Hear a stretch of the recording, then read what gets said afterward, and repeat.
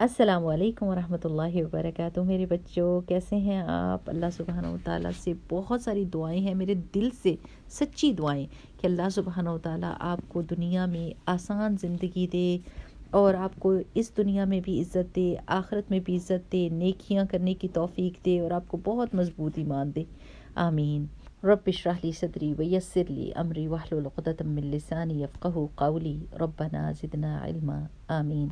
میرے پیارے بچوں، جیسا کہ آپ کو پتہ ہے کہ ہم نے یہ سیریز شروع کی ہے جس میں ہم قرآن کو جاننے کی کوشش کر رہے ہیں، ایک طرح کا دورہ قرآن ہی ہے۔ ہم ہر جز سے ایک یا دو آیت لیتے ہیں، ان کے معنی کو دیکھتے ہیں اور پھر ان کی تھوڑی سی تفسیر کر کے دیکھتے ہیں۔ اس سے ہمیں تھوڑا سا قرآن کا پتہ چل جائے گا اور آپ نے دل میں یہ نیت کرنی ہے کہ اللہ سبحانہ تعالیٰ ہمیں توفیق دے کہ ہم اپنی زندگی میں قرآن کو شروع سے لے کر آخر تک دھیان سے پڑھیں اور اس پر عمل کریں۔ ٹھیک ہے میرے پیارے بچوں، اب ہم نے 8ویں جز تک پہنچ گئے ہیں۔ آج ہم سورۃ الانعام کی 116ویں آیت پڑھیں گے اور یہ 8ویں جز کا حصہ ہے۔ چلیں پیارے بچوں، پہلے آیت سنتے ہیں اور انشاءاللہ پھر اس کے بارے میں بعد میں بات کریں گے۔ اعوذ باللہ من الشیطان الرجیم، بسم اللہ الرحمن الرحیم۔ تطع أكثر من في الأرض يضلوك عن سبيل الله إن يتبعون إلا الظن وإن هم إلا يخرصون۔ اس آیت کا مطلب ہے کہ اگر تم نے اکثریت جو دنیا میں موجود ہے لوگوں کی، ان کی پیروی کی تو وہ تم کو بھٹکا دیں گے اللہ کے راستے سے۔ وہ تو صرف اور صرف اپنے گمان کی پیروی کر رہے ہیں اور وہ صرف اور صرف اندازے لگا رہے ہیں جھوٹے۔ اب میرے پیارے بچوں، جیسا کہ ہمیں معلوم ہے کہ اللہ سبحانہ و تعالیٰ نے اپنے محبت اور اپنی رحمت کی وجہ سے ہم کو بڑی زبردست قسم کی گائیڈنس دی ہوئی ہے، ہمیں ہدایات دی ہوئی ہیں کہ اس زمین پر کیسے رہنا ہے۔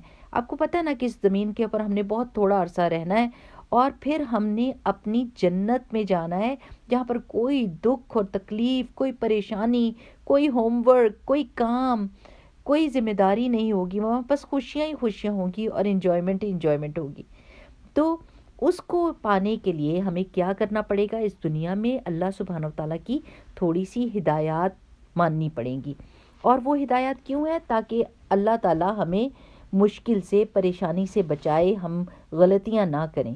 اور میرے پیارے بچوں، یہ تو کھلی کتاب والا امتحان ہے۔ آپ کسی بھی وقت مشکل آپ کو کویشچن لگے، آپ کو کوئی سچویشن ایسی ہے جو آپ کو مشکل لگ رہی ہے، آپ کو سمجھ نہیں آ رہی، تو آپ قرآن کھولیں، آپ کو ساری بات سمجھ آ جائے گی اور دیکھ لیں کہ قرآن اس کے بارے میں کیا کہتا ہے۔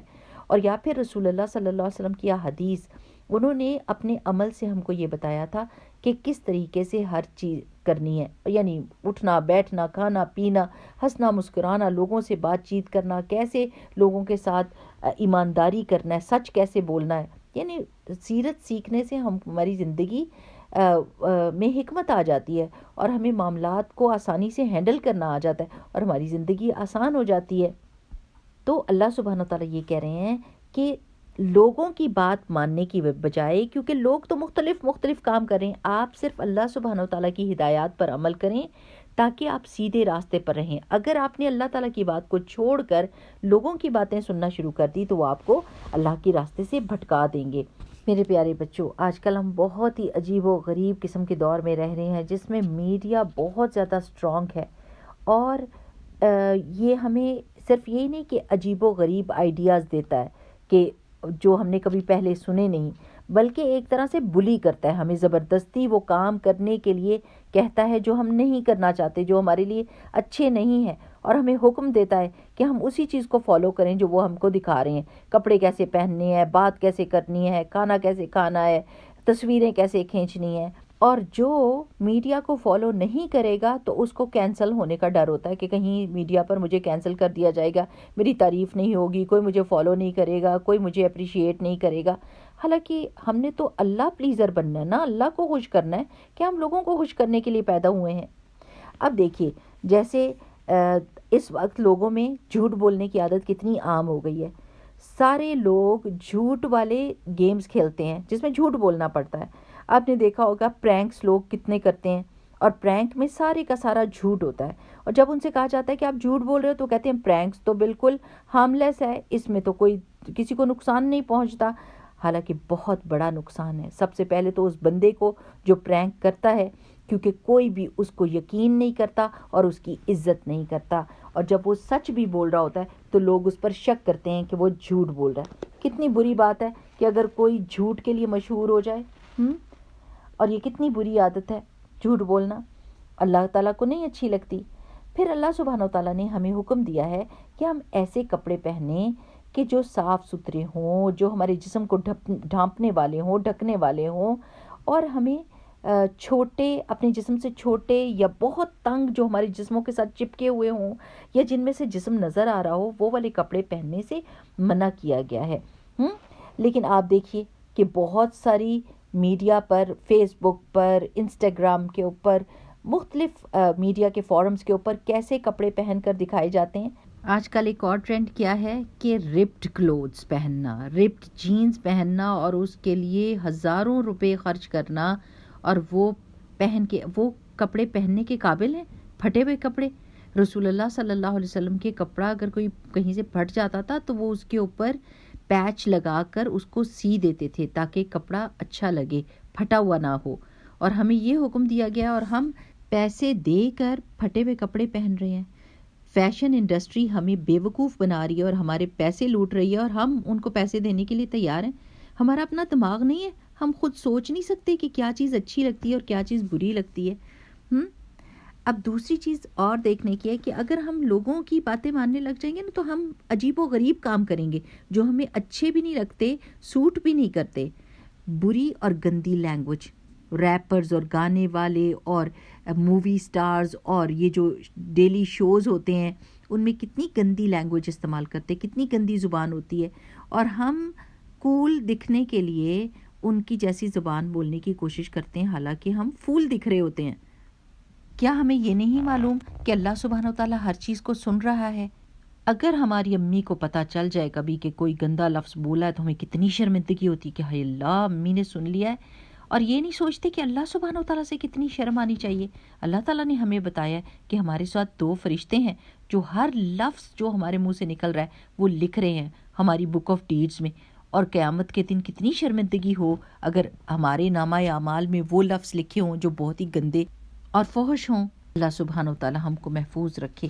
اور دیکھیے، لڑکے اور لڑکیاں فالو کر رہے ہیں ان ٹرینڈز کو جو سوشل میڈیاز پر بتایا جا رہا ہے، اور ہمیں پتہ ہے کہ وہ ہمارے لیے اس دنیا کے لیے بھی خطرناک ہے اور اگلی زندگی کے لیے بھی خطرناک ہے۔ میرے پیارے بچوں، نان مسلمز جو ہیں نا، جو غیر مسلم ہیں، ان کو تو یہ گائیڈنس نہیں نہ ملی ہوئی جو ہمارے پاس ہے۔ اللہ سبحانہ تعالیٰ نے تو ہمیں ایک ایک چیز بتا دی ہوئی ہے، لیکن ان کو نہیں پتہ، تو اب وہ ٹرائل اور ایرر پہ چل رہے ہیں۔ وہ چیز کو آزماتے ہیں، پھر ٹھوکر کھاتے ہیں، پھر اس کو چھوڑتے ہیں۔ تھوڑے عرصے کے بعد ان کو ساری چیزیں پتہ چل جاتی ہیں، ان کا سوشل سسٹم ٹوٹ چکا ہے، ان کی خاندانی زندگی ٹوٹ چکی ہے، ان کے آپس کے رشتے بکھر چکے ہیں۔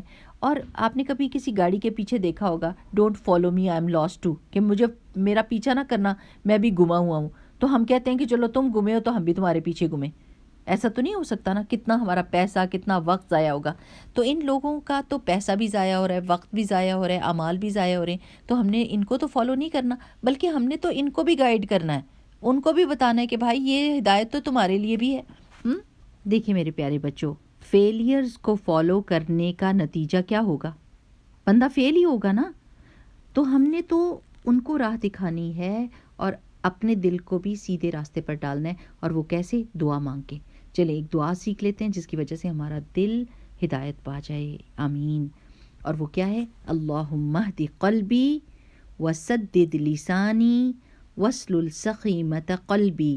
اللہ تعالیٰ میرے دل کو ہدایت دے دے، میری زبان کو سیدھا کر دے، اور میرے دل کی سختی کو دور کر دے، ٹیڑھ پن کو دور کر دے۔ اللہم اہد قلبی وسدد لسانی واسلل سخیمۃ قلبی۔